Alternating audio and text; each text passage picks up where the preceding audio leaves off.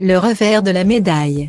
Alors que la flamme olympique s'est éteinte le 7 août sur Tokyo, il est l'heure pour le camp tricolore de dresser un premier bilan de ces Jeux Olympiques 2021. Terminé à la 10e position au classement des breloques.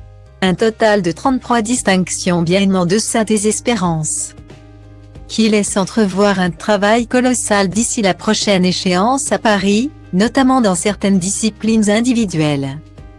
Habituelle pourvoyeuse de champions, la natation française a bu la tasse dans la capitale japonaise. Seul Florent Manodou parvenant à immiscer son gabarit imposant sur le podium. L'occasion pour Sophie Camoun, ancienne nageuse reconvertie comme consultante radio, de tirer la sonnette d'alarme sur les faibles moyens mis à disposition de certains athlètes.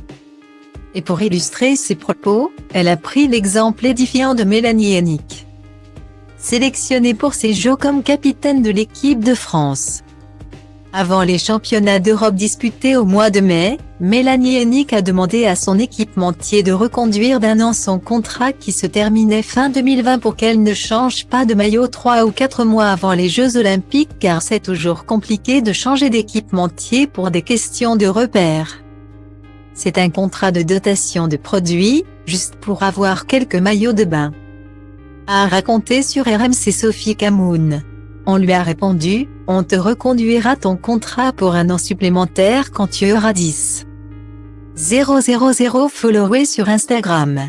Autant dire que cette histoire a révolté les amateurs de sport, lesquels ont relayé à vitesse grand V cette anecdote qui illustre bien la différence de traitement entre les champions les plus populaires et les autres. Cet élan de solidarité n'a cependant pas empêché Mélanie Hennick de nager avec la combinaison de la copine de Florent Manodou, Pernille Blume, et de se faire éliminer aux portes de la finale du 50 mètres nage libre. Touché, coulé.